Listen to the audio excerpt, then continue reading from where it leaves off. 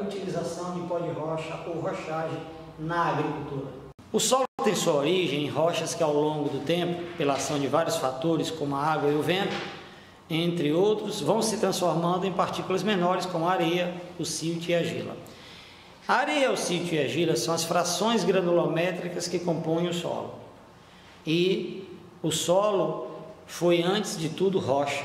Podemos observar pelo slide que os solos se transformaram em solos maduros através de um longo tempo, né? Então o tempo foi um fator importante na formação dos solos.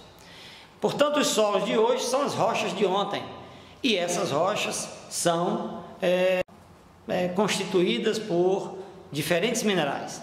No Brasil e no mundo são encontradas muitas rochas com composições diferentes, fazendo com que sejam gerados pós de rochas com nutrientes diversificados, que ao serem misturados formam uma base muito fértil para a utilização na agricultura. Por exemplo, o granito, o arenito e o basalto são rochas conhecidas e que podem ser utilizadas na forma de pós para melhorar os solos.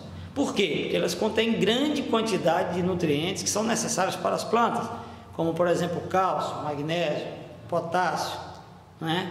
Entre outros, fósforo, entre outros nutrientes que podem estar presentes e que podem contribuir. No slide vocês podem verificar três tipos de rochas, né? O granito, o arenito e o basalto, que são muito empregados quando moídas, né, para a refertilização dos solos que se encontram depauperados. Mas o que é a rochagem?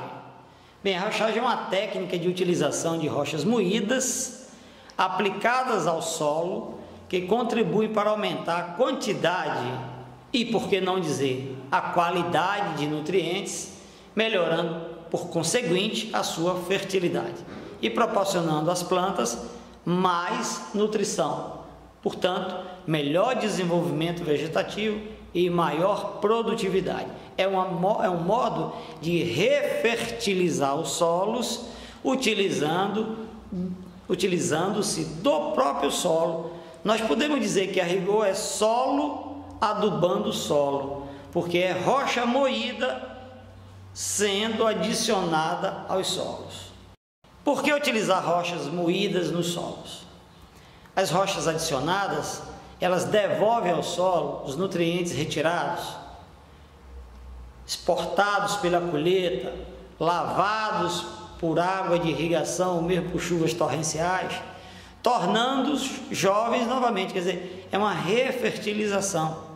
Além de serem ricos em nutrientes, eles se tornam uma alternativa sustentável, porque aumentam a fertilidade do solo e conservam o meio ambiente, não ocasionando nenhum tipo de impacto ambiental decorrente do acréscimo ou da adição de substâncias que não sejam naturais.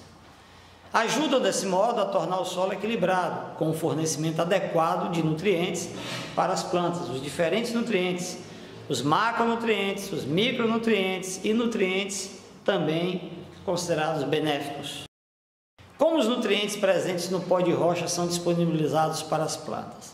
Bem, os nutrientes presentes no pó de rocha ou nos pós de rochas ficam disponíveis para as plantas aos poucos, à medida que recebem a ação da água, de micro-organismos presentes no solo e nas raízes das plantas, tornando-se um processo lento e progressivo. E aí, dessa maneira, a gente consegue refertilizar o solo, rejuvenescer o solo, tornando-o mais sustentável no tempo e no espaço. Quais são os tipos de pó de rochas mais empregados? Em sua região provavelmente vão haver rochas, né? O granito, o arenito, o basalto, outras rochas, mas as mais comuns identificadas no Brasil são o pó de rocha conhecido como MB4, né? Que são arenitos, também as rochas calcárias, o fosfato natural de Gáfsia, que é importado, fosfato de Araxá, fosfato de Olinda, escória de Thomas, pó de basalto, entre outros que podem ser identificados em sua região, moídos e caracterizados quimicamente em um laboratório para se verificar exatamente o que se tem e que contribuição ele está oferecendo ao solo. Né? Claro que precisamos ficar atentos a rochas que possam ter um teor, uma composição elevada de alumínio, de ferro, que eventualmente poderiam, ao invés de ajudar, ocasionar algum tipo de prejuízo pela presença considerável, significativa de elementos químicos que não teriam uma função de melhorar o desenvolvimento das plantas, mas pelo contrário poderiam contribuir para a acidificação dos solos. Como o pó de rocha é aplicado no solo? Bem, vamos agora à parte prática em campo, demonstrando como o pó de rocha é aplicado ao solo. Bem, identificadas as necessidades nutricionais das plantas e caracterizado quimicamente o solo, devemos fazer a opção por um pó de rocha que tenham alguns nutrientes que poderão efetivamente contribuir para a elevação da quantidade de nutrientes que os solos precisam ou dispõem. Lembremos-nos que a capacidade de troca catiônica é uma característica, é um atributo do solo que confere a ele a capacidade de reter cátions, como por exemplo o cálcio, o magnésio, o potássio. Para que esse solo tenha uma boa capacidade de troca catiônica, ele tem que ter duas características fundamentais. Ele tem que ter uma boa presença de argilas, especialmente do tipo 2:1, e também tem que ter matéria orgânica em seu estado final de decomposição, como humus, por exemplo, que já está um material estabilizado e que tem uma grande capacidade de troca catiônica, portanto pode reter muitos nutrientes. Lembremos-nos que todas as adubações devem ser feitas levando em conta esse atributo.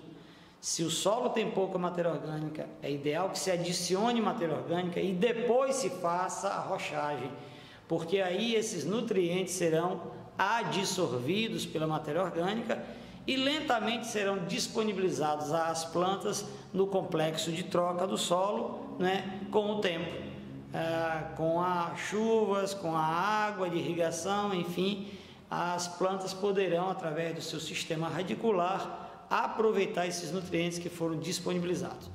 Então, o pó de rocha pode ser aplicado através de máquinas agrícolas, como se faz, por exemplo, com o calcário, ou aplicado a lanço em pequenas propriedades por agricultores familiares de base ecológica, distribuídos por toda a área numa quantidade pré-determinada.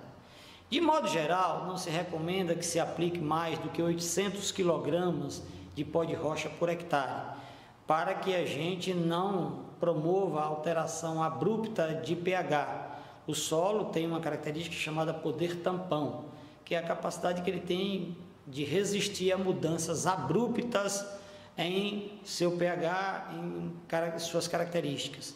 E para que isso não ocorra e não afete também a microbiologia do solo, convém que nós utilizemos quantidades menores e essas quantidades possam até ser fracionadas ao longo do tempo. Lembremos-nos que o importante é garantir a fertilidade do solo de forma sustentável, tanto no espaço quanto no tempo. E para que isso seja feito, a gente precisa observar os requisitos técnicos identificados na análise do solo, no requerimento das culturas e no tipo de solo que nós temos. Bem, chegamos ao término de mais uma videoaula, desta vez utilização do pó de rocha ou rochagem na agricultura ecológica. Espero que tenha sido muito útil para você. Nos veremos nas próximas videoaulas. Saudações planetárias!